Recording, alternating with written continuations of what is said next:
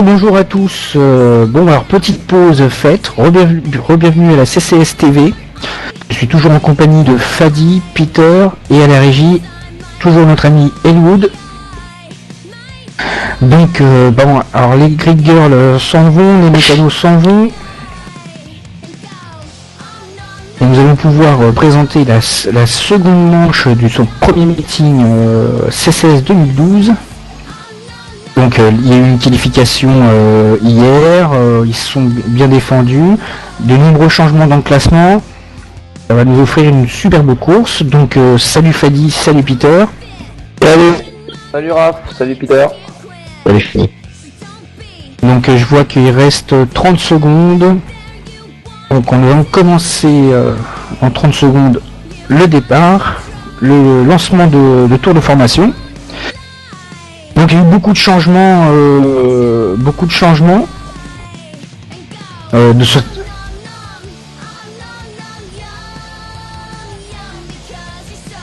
Alors, c'est sûr qu'au niveau des chronos, ça n'a pas été tout à fait la même. Il y a une 9e place de Raph qui a priori loupé ses chronos, une 13e place de Peter Doré, Alan Gonzalez qui a fait qu'un dernière ligne. Donc à mon avis ça promet des grosses remontées. Donc en première position nous allons avoir Vincent Thomas qui est l'auteur d'un superbe chrono, suivi par Jimmy Antunes. Donc là ça pète la même que la seconde manche. Jimmy Clairet sur BAM aussi, en deuxième sur BAM. Antoine Prétin le Coup Aventure. Grégory Château pour le team Promeca. Eric Bachelet National sur Petit Paris. Yvain Cosson, auteur d'une 7ème place bien méritée après sa panne d'essence. Julien Bels, toujours connu le team Coup Aventure. 9ème, Raphaël Ferret qui s'est encore loupé pendant ses qualifs. David Laurando pour la 10ème place. David Laurando, c'est le team Pilotage Stadium. Nous avons Franck Rosez en 11ème place, team Longhorn. Freddy Bouet prend la 12e place au team Easy Drift. Peter Doré 13ème, carrément une déconvenue du team BAM. 14ème, Cédric Guibert pour le team Petit Paris. Alexandre Ayot à la 15e place au team Longhorn. 16ème, David Henry au team Easy Drift. 17ème, Gilles Sarrazin pour le team EvoSim. 18ème, Sébastien Herman au team RBT. Benoît Lizac en 19ème place au team Petit Paris. Alexis Quéret en 20ème place au team Easy Drift. Suivi de Patrick Devichet au team Longhorn. 22e place pour Teddy Clairet au team Pilotage Stadium. 23e place Alan Gonzalez. Je pense qu'il va faire une bonne remontée parce qu'il s'est vraiment loupé la deuxième qualification ce samedi. Ouais, je pense que ça va être très intéressant derrière quand même avec Alan qui est quand même un jeune pilote mais très prometteur qui se retrouve vraiment en fin de ligne. Je pense que ça va être intéressant et on n'en a pas parlé pour la première course quand même. Il y a eu un gros travail de fait sur tout ce qui est déco de voiture. On peut le voir à la caméra, c'est vraiment magnifique. Les mecs ont vraiment bien travaillé sur les décos, donc ça c'est super sympa à voir. Donc les voitures se placent après grille.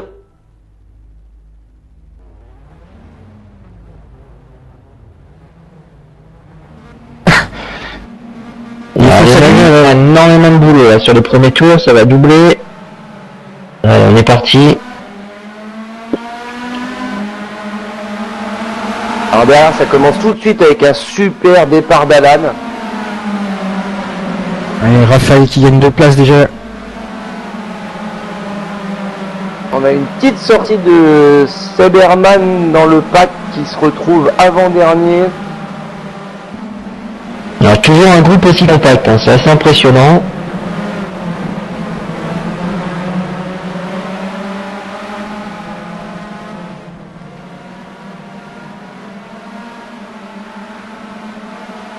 Donc Jimmy Antunes a fait le reshot, suivi de Vincent Thomas, qui s'est fait voler sa première place. Antoine Prétin, Jimmy Clairet, Grégory Château, Raphaël Ferret, Eric Bachelet, Sylvain Cosson. Alors je trouve que sur l'arrière, on a 3 de front dans la ligne droite, vraiment sur l'arrière, c'est impressionnant. Ça promet des beaux freinages. Et ça va passer à 3 de front dans cette courbe-là. Ça se frotte un petit peu au niveau des portières, mais bon là il y a beaucoup de pilotes sur le circuit. C'est vraiment collé. C'est pas du tout le même niveau. Hein. Ils ont décidé d'attaquer dès le début. Autant c'était un petit peu frileux sur la première course, là sur dès le début ça attaque super fort. Hein. C'est tout de suite différent, on voit que les pilotes se sont réhabitués au matériel. Ils ont repris l'esprit de compétition tout de suite là.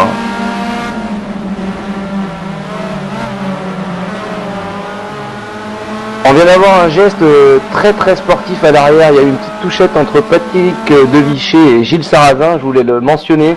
Patrick a attendu la voiture avec laquelle il s'est accroché pour repartir, donc c'est vraiment à souligner quand même.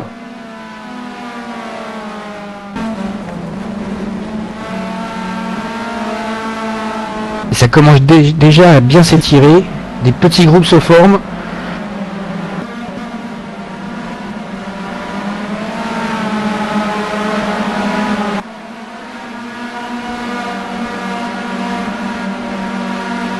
Raphaël a gagné 2 places et continue sa remontée. On vous parlait tout à l'heure d'Alan qui partait en dernière place, donc avec justement le petit accrochage qu'il y a eu, il en a profité, il est déjà 20e. On n'a même pas bouclé le deuxième tour qu'il a déjà pris 4 places. Attention pour la 5e place, ça s'affronte. 5e place Raphaël versus Grégory. Merde. Mais juste derrière, je également. Ça passe à l'extérieur pour Raphaël. Ouf.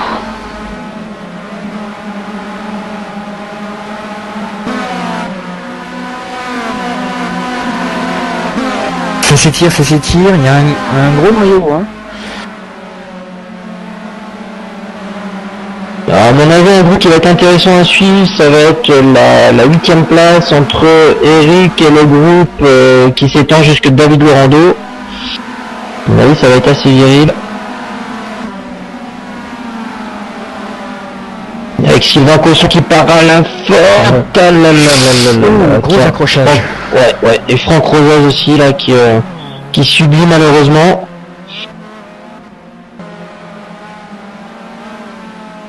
Alors j'ai eu un peu de mal quand t'as dit viril avec Eric Bachelet, ça me semble... On a eu un gros problème,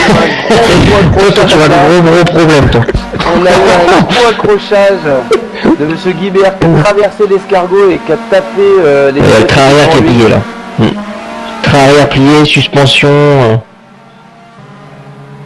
Je pense que ça va être terminé pour lui, attendez. Alexis repart, mais j'ai pas l'impression que... Ouais, à mon avis, c'est compliqué là.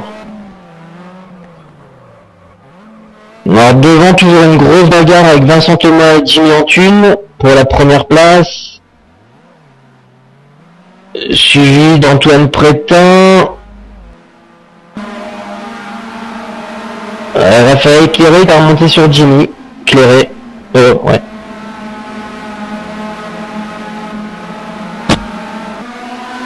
Et on a justement ce pilote, on vous en parlait au début, Alan Gonzalez, qui a recollé, hein, maintenant 17ème, il est en train de nous faire une belle remontée, il a recollé sur Franck Rosez et Monsieur Clairet, qui est juste devant. Ouais, à mon avis, ça va être le fil rouge, il va falloir le suivre tout au long de la course, que je pense qu'il est parti à la chasse des gros points. Ouais, il a dû vraiment foirer complètement ses chronos, du coup il est remonté à bloc. Et là il est déjà derrière Teddy et Franck.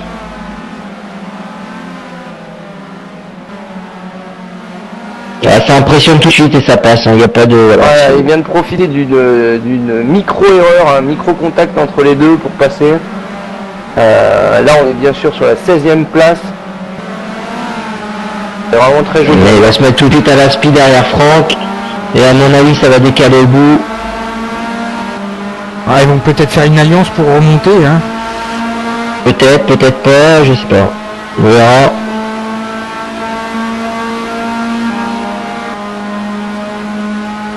C'est sûr que le plus efficace ce serait de se pousser dans la ligne droite hein, pour remonter beaucoup plus rapidement sur le groupe de blanc. Grosse erreur d'Alexandre Ayot. Et voilà encore une place de gagné pour Alan. Casse moteur, j'ai l'impression, pour Alexandre Ayot. Il a été dit qu'il s'avoue pas vaincu, hein, qu'il reste collé au groupe. Ouais, mais il manque l'avant. Ouais, c'est bien dommage. C'est pas... ça va être surtout pas qu'il lâche le groupe, là, parce que sinon... ça va être compliqué pour lui. Et on voit que Sylvain Cosson en 17ème place, lui qui avait fait une hauteur de la 7ème place sur le grille de départ, il a dû voir un peu manqué son départ. Ouais.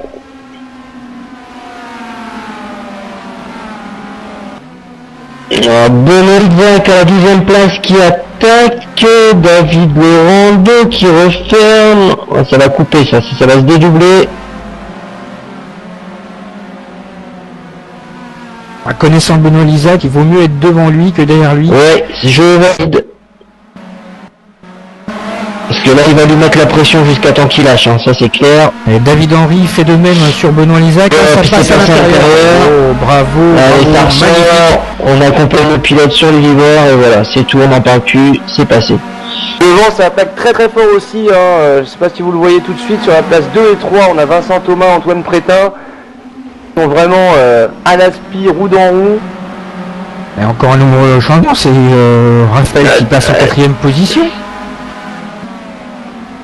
Grosse erreur de David Laurando, 13ème place. Et tout de suite le petit poussé qui en profite pour recoller Alan. Ah oui, c'est le pilote le plus jeune hein, du championnat. Voilà, Alan qui a recollé, là, qui s'apprête à doubler David Laurando qui est 13ème. Intéressant, poussé par un vieux briscard, hein, un vieux briscard, je dirais. Ah, il va passer à la il a eu le temps de trajectoire au maximum. Hein. Et voilà, à l'intérieur, je pense que David peut rien faire. Ah, c'est pas sûr. Non. Il est ferme, ouais, joli. Ça vous peut vaincu. Hein. Magnifique bagarre. Et voilà, ça ressort à la spin, ça se redécale. Voilà. Franck qui va pousser intelligemment, je pense. Ça reste compliqué quand même. C'est corde. Voilà. Oh là là là là là là. Oh, c'est chaud patate là. Et tout ça pour la 12ème place. David Laurando a quand même un petit peu la pression. Alors on voit il y a quelques petites erreurs qui se multiplient. Ah ben quand tu vois qu'est-ce qui est derrière, tu peux avoir que la pression, mon ami. Des petites glissades, ouais, non mais on s'était pas trompé en vous disant. Généralement il poursuit en voiture. Il n'a pas l'habitude de se faire poursuivre. On a David qui est à la place du voleur aujourd'hui. Allez, Franck à mon avis qui va aider Alan, je pense, un petit peu d'appel de phare. Pour bien s'entendre. Et regarde, un nouveau appel de phare, je te pousse, tu te décales. Oh, ça décale. Voilà. Terminé, bonsoir, comme on dit chez nous. Et voilà, il y en a deux qui passent. Deux qui vont passer.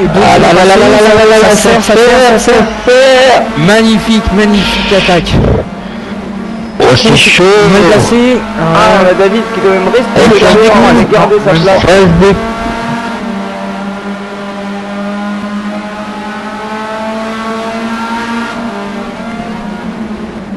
On peut dire que quand même tout ça profite à Monsieur Cosson éclairé qui sont en 16-17ème place et du coup recolle assez rapidement parce que c'est en train d'arsouiller pas mal devant eux, donc ils en profitent intelligemment tous les deux sans se doubler.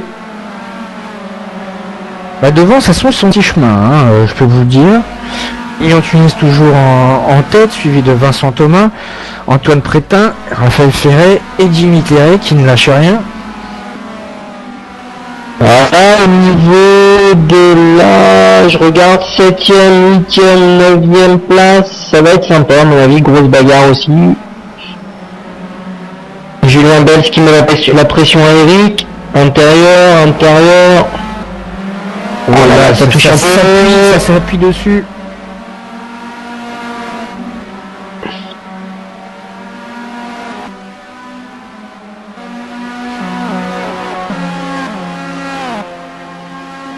quand même impressionnant hein, que Alan est en train de nous faire la 13e place. Il a déjà remis une distance sur David Laurando de l'équivalent de 3-4 voitures. Ah, c'est sûr qu'il les a pas attendus. Hein. Ouais, son but c'est vraiment de recoller le pack qui est devant et refaire la même manœuvre à chaque fois. Je pense qu'il est vraiment dans la bonne dynamique là sur cette course là. Toujours le groupe de furieux au niveau de la 8e place.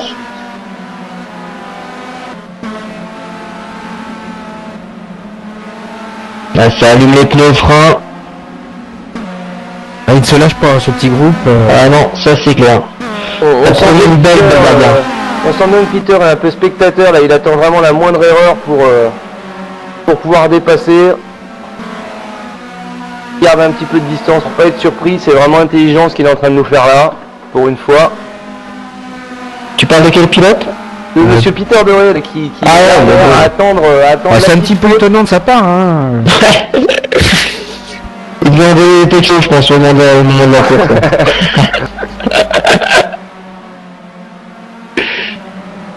Devant ça continue à s'expliquer.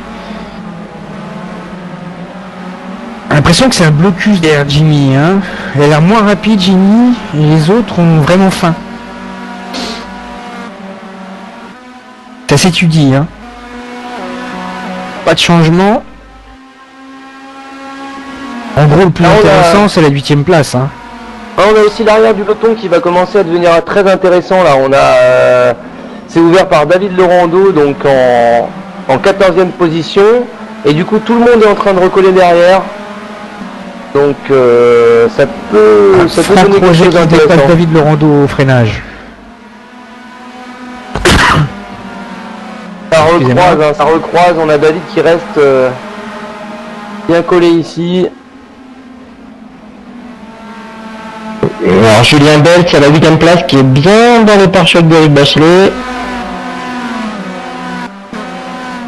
À mon avis on va assister à une belle attaque. Ah, ça fait quelques tours qu'il c'est comme ça hein. Il ne se lâche pas. Il s'attaque. Ça joue la 7 et 8e place hein.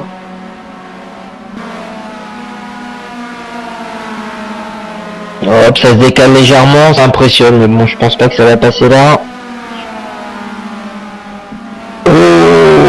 Non, ça ferme, reste bien à l'extérieur, Eric. C'était chaud. Ça glisse un peu, ça... Extérieur, joli. Ça c'était préparé de loin. Un petit peu en glisse pour Eric, du coup il se fait distancer sur cette petite manœuvre. Très belle bagarre.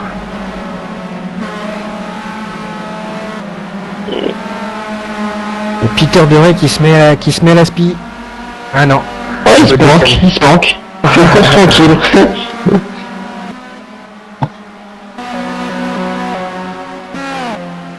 Bon, faut quand même dire que Peter va pas tarder à être papa, donc je pense qu'il va pas non plus jouer sa vie sur une course. Hein. Non, pas là, non. C'est quand même important à souligner. Bon, c'est dans quelques temps, c'est le 11 avril, encore un petit peu de temps, on a deux grand match. J'attends un appel de Bichette, là, à mon avis, ça va pas tarder. On a David Henry qui vient titiller Benoît Lisiac là pour la 10e place, 11e place pardon. Et tout ça profite à qui? Je vous le demande à Alan, hein, bien sûr. Le petit poussé. En train de remonter tranquillement. Il fait sa course, hein, vraiment, il fait sa course, il est dedans. Il donne pas plus d'un tour ou deux pour recoller.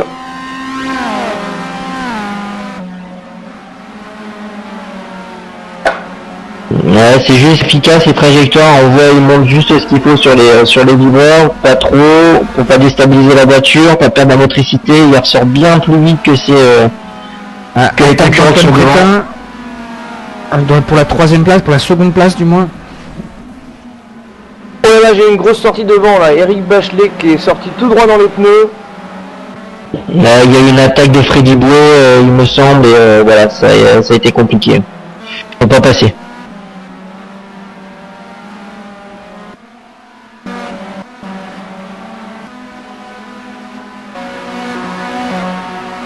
Et Jimmy Antunes s'échappe. Ça y est, c'est fait. Il a décidé d'accélérer et de s'enfuir le plus vite possible. Alors Raphaël porte une attaque au bout de la ligne droite sur Antoine Prétin.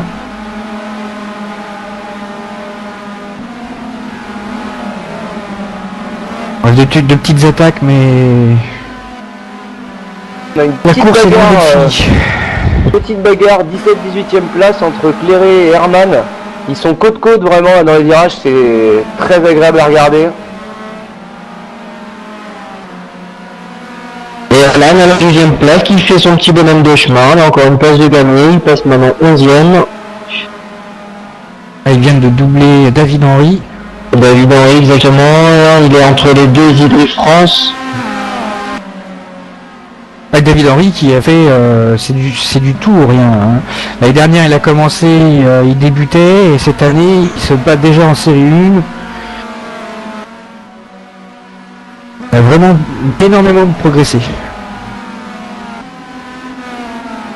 Allez, Alan qui revient sur Freddy Boué. Mon avis il va pas mettre énormément de temps à recoller. La jonction est pratiquement faite, hein. Clairement, sortie de l'escargot et la laspi, et je serais prêt à parier qu'au bout de la ligne droite il déboîte. Il faut savoir que Freddy Boué a eu un petit accrochage et a perdu l'avant, donc dans la ligne droite. Petit erreur d'Alan là. C'est bon, allez. C'est peut-être un peu loin. Je pense qu'on va avoir une attaque là, si on peut venir sur la 17 et la 18 au niveau de la régie. Depuis, ça fait 2 tours qui sont vraiment côte-côte partout. Messieurs Cléré et Herman. On va prendre aussi, Teddy Cléré. Teddy Cléré, ouais. C'est mon ancienne voiture, c'est la voiture la dernière, là, il l'a bien cassé.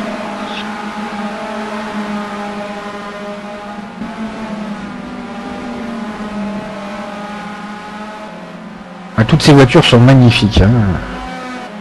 De belles décorations pour un superbe championnat. C'est vrai qu'il y a eu un gros travail au niveau des déco des voitures cet hiver. Il y a un joli recrutement aussi parmi les équipes. Ils ont affûté les équipes pour marquer des gros points en championnat. Ah mais ça fait quand même, si on regarde bien l'équipe BAM en tête, suivi de Promeka, Alliance Evosim, Koulou Aventure, BAM. C'est encore BAM qui tire l'épingle du jeu, mais quand même 4 équipes différentes aux 4 premières places. Sa première saison pour un championnat scratch, voilà, pour un championnat scratch, un championnat team et un championnat Fortis, a quand même assez éclectique, de sacrées différences, de magnifiques bagarres. Bon, on est en la première course. Du moins la deuxième manche de la première course, mais... Ouais, mais ça s'annonce plutôt pas mal, hein, au niveau de l'engouement, au niveau du niveau qu'il y a au niveau des pilotes, ça va être très relevé. Et puis c'est pas une conduite pousse-toi de là que je m'y mette. Exactement, c'est très fair play, très propre, c'est fair play et respect avant tout. On parlait tout à l'heure dans la première course, vous vous en souvenez sûrement, des points qui sont hyper importants. Je reviens sur le petit accrochage qu'a eu Eric Bachelet qui s'est sorti. On a quand même un pilote qui a envie de gagner ses points. Hein. Il a repris la course. Il a repris la piste, il va passer par les soins. Il espère vraiment terminer cette course pour gagner un maximum de points puisqu'on est toujours sur le système des 2 séries. Donc l'important c'est vraiment de finir sa course. Ah mais de toutes les manières, il faut bien prendre en considération que le niveau est tellement élevé que le moindre point en fin de championnat aura son importance. Je pense que tu me rejoins là-dessus, Raphaël. Exactement. Tout point est important.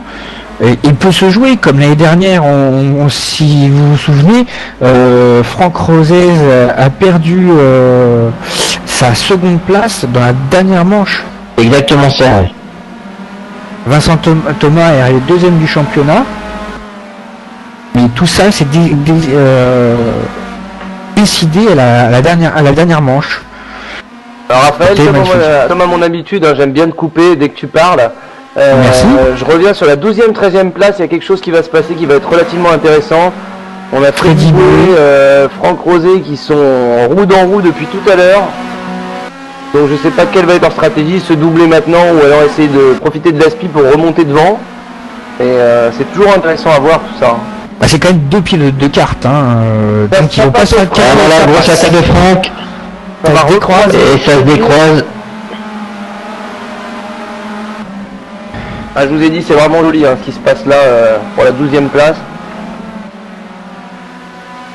Ouais. Ça se fait pas de cadeau. Hein. C'est vraiment très propre, mais ça se fait pas de cadeau. Hein. C'est le sport automobile. Hein. Exactement.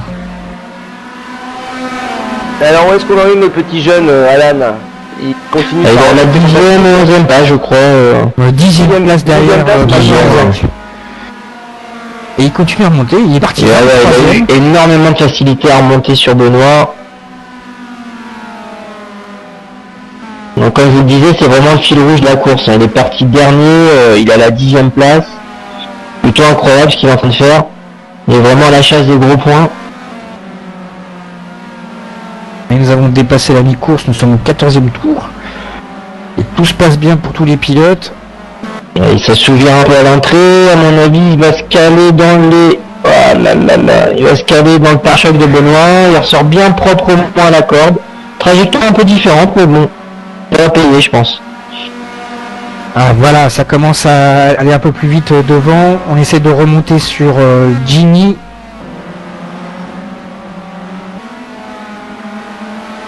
La 2e place, c'est toujours pour Vincent Thomas. On a Franck Roset qui vient de prendre la 11e place au freinage sur Freddy Bouet. C'était hyper propre, c'était pas bien préparé comme déplacement. La 10e place, Anne qui a fait clairement la jonction. Ah oui, il est carrément dans son pare-choc. Hein. Voilà, là il va finir son pilotage. Et puis je pense qu'il va porter une estocade là très rapidement. Ah mais Benoît est très difficile à doubler.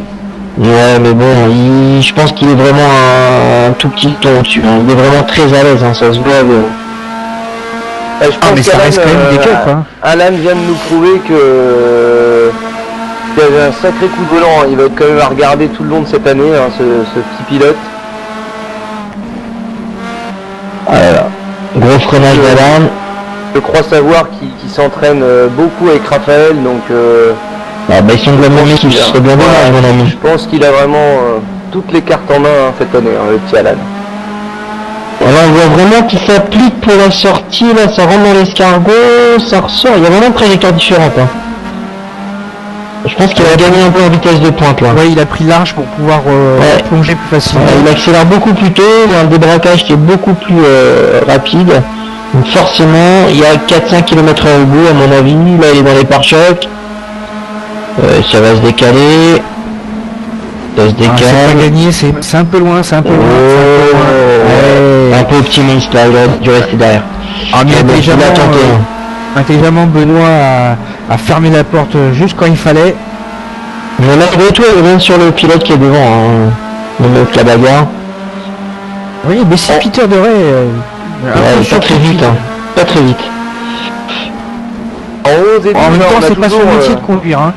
Non, ça se serait. En 11 et 12, on a toujours... la vitesse, ça lui fait peur. Messieurs Rosé et Bouet hein, qui ont vraiment fait la course ensemble, hein, tous les deux. Un coup je suis devant, un coup je suis derrière, hein, c'est vraiment... vraiment du pilotage là. Hein. Ils sont poursuivis, hein, ils sont poursuivis par David Laurando et Gilles Sarrazin qui remonte très fort. L'ingénieur. Ah oui, un super ingénieur. Donc 16e tour. Et Raphaël est passé en seconde position. Devant Vincent, suivi d'Antoine. Et Jimmy toujours caracole en tête.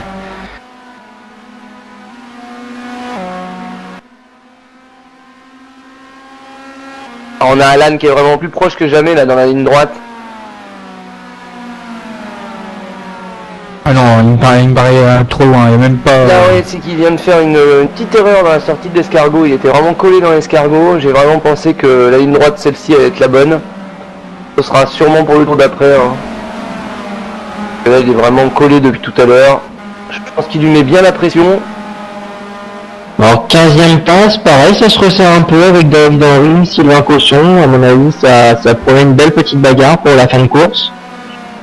Non, puis c'est très très probable que ce soit en début de classement et milieu de classement jusqu'à la fin du classement, c'est vraiment très très probable. C'est une bagarre, ouais, c'est une bagarre. Allez, par contre, ça se double, ça se redouble, mais bon, c'est hyper fair play.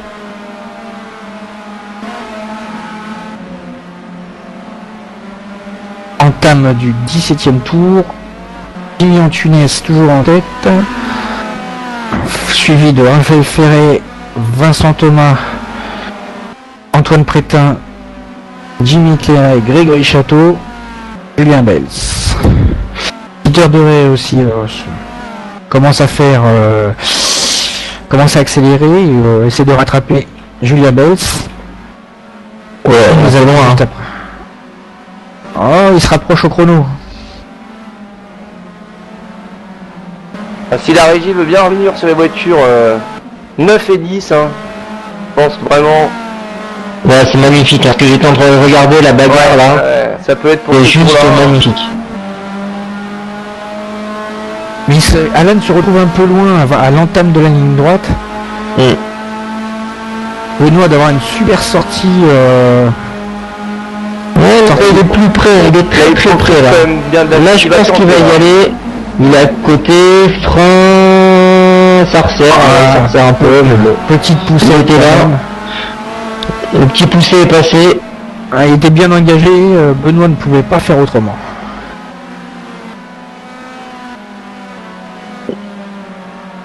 Ouais, à mon avis, dans quelques tours, le pilote qui est devant va subir un peu aussi. La loi d'Alain. Exactement. Je l'aurai.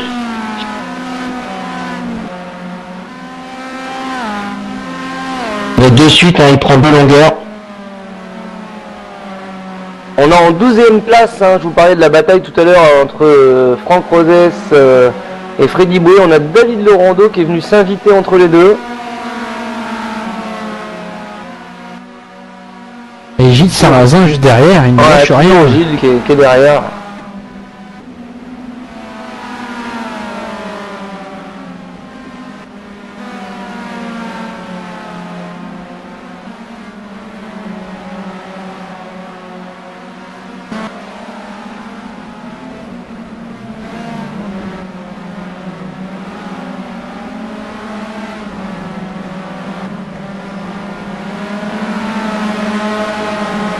Et dans la ligne droite, le groupe de poursuivants continue à attaquer. Hein.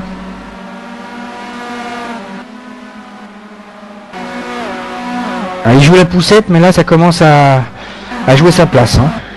Pour pouvoir remonter sur Jimmy. Là ça joue sa place, terminer les politesses.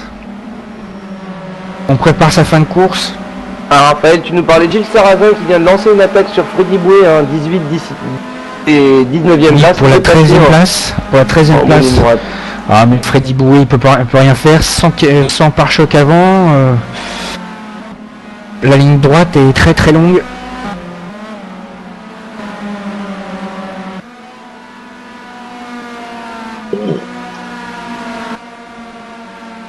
Alors, je vais retourner voir notre petit poussé national, où est-ce qu'il en est.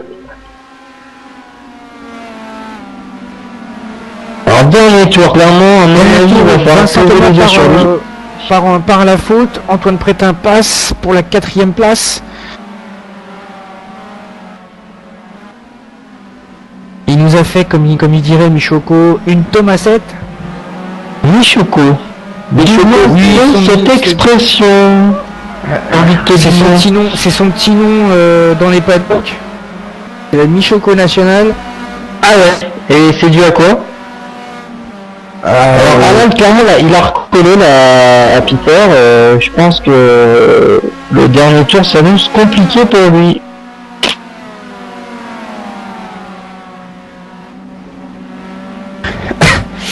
Donc Alan 9e, bien sûr. Jimmy Antunes continue toujours en tête, continue son petit bonhomme de chemin, il se dirige tout droit vers le podium et la victoire. Et alors on est dans le dernier tour, 8ème et 9ème place, à mon avis ça va être assez chaud. Alan Carcollet, et ouais, il est dans les pare-chocs. Et voilà, il se porte à l'intérieur, frein, ça touche un peu, mais il est passé. Alors, faut vraiment saluer la performance d'Alan, hein, qui est de la dernière place, hein, qui arrive 8ème. Encore un peu chaud là, mais bon. Ça reste propre, il n'y a pas de voiture qui part dans le décor. Exactement, et c'est encore une fois fair play, respect. Et voilà la ligne d'arrivée. Nous avons loupé Jimmy Antunes qui finissait. Et toujours le petit carton, le petit carton d'après après l'arrivée. C'est les mécanos qui vont être contents. Oh, les ailes ça coûte pas cher. Bon, si avec les ailes, à mon avis, le triangle. C'est ce qu'il me disait le lien, vas-y, les ailes ça coûte pas cher. Alors, on a Patrick Devichet qui vient de clôturer cette course en série 1. Et ben pour moi, je trouve que ce fut une course très endiablée, très propre. Et j'espère que tout ça vous a plu. On va se redonner rendez-vous pour la prochaine manche. Tout de suite, nous allons avoir le podium de ce premier meeting. Mais en attendant, je voulais savoir, qu'est-ce que vous avez pensé de cette course? Moi, c'était vraiment une course fantastique, hein, vraiment. On s'attendait à ce qu'il y ait un petit peu de challenge avec ce fameux Alan. On va pas trop en parler parce qu'il va commencer, je pense, à prendre un petit peu la tête. Et du coup, je pense qu'il va être attendu par tous les pilotes là sur les prochaines manches à venir. Donc, on ira quand même jeter un petit coup d'œil sur lui pour voir un petit peu les prochains meetings, ce qui va se passer. C'est sûr que là on peut partir du principe qu'il est maintenant dans les favoris du championnat. Voilà, il est toujours présent aux avant-postes, il fait des courses régulières. Ouais, il a bien montré, qu'il n'était pas le cas l'année dernière. C'était pas le cas l'année dernière. C'est sûr que son team manager, on va dire qu'il l'a remis sur les rails, il l'a calmé un petit peu, il a su le canaliser, et puis voilà, maintenant il fait des courses propres, et je pense qu'il va être là pour les gros points sur le résultat final. C'est un pilote qu'il faudra regarder tout au long de la saison. Je suis prêt à miser, à mettre une petite pièce pour le podium. On est tous passés par là, on sait que quand on est jeune, au chrono c'est souvent très vite, et puis sur des courses comme ça, où il faut être régulier, c'est un petit peu plus dur, donc là comme tu le disais très bien Peter, je pense qu'il s'est fait monter un petit peu les bretelles, et on voit que ça a super bien fonctionné. Et ça paye, exactement. Sinon, au niveau du... Là, on peut voir tout de suite quand même qu'il y avait vraiment les hommes forts qui se sont placés et tout le reste. Un peu déçu pour Alexis Quérec qui a eu beaucoup de difficultés en ce début de championnat. Sur les deux manches, il a eu énormément de problèmes. Des abandons, casse mécanique, accidents, accrochages. Vraiment énormément de choses qui se sont passées comme ça. Sachant que c'est un pilote qui se plaçait vraiment dans les leaders. Ouais, c'est vraiment un pilier sur la catégorie. C'est quelqu'un sur qui il faut compter. De toute manière, je pense que c'est une manche, mais bon, il sera là aux avant-postes. Faut pas se leurrer. Non, il va pas lâcher ça comme ça. Ouais, on peut voir sûr. tout de suite les grosses équipes carrément qui sont devant, qui se tirent la bourre entre eux et qui va nous donner un championnat très relevé. On peut peut-être en profiter à la fin de cette première manche. Messieurs, on a la chance de vous avoir tous les deux qui avaient roulé l'année dernière. Donc sur les anciens modèles de Clio Cup, qu'est-ce que vous pouvez nous dire un petit peu de la différence entre l'année dernière, cette année, au niveau des châssis, peut-être des réglages plus simples, plus compliqués? Alors clairement, faut pas repartir sur les setups qu'on avait de l'année dernière. Beaucoup de pilotes ont donc cru que voilà, ça va être la même chose au niveau des réglages. À mon sens, il y a un plus gros travail sur le réglage des voitures. Je pense que Raph là-dessus tu vas me rejoindre. C'est plus compliqué, il faut se creuser un petit peu plus la tête, mais bon, le travail est d'autant plus intéressant. Ouais, donc ça promet vraiment une année 2012 assez fantastique, quoi. Exactement. Bon bah on va se quitter là, on va rendre l'antenne. On va laisser un petit peu la régie se reposer aussi. Et puis je vous souhaite un bon week-end, amusez-vous bien, ciao, bonsoir. Salut Fadi, salut Peter. Sortez courir. On se retrouve au mois prochain alors. On se retrouve le mois prochain pour le circuit de Dijon, pour la seconde manche, pour les 2 courses de la seconde manche à Dijon. Et à bientôt. Ciao.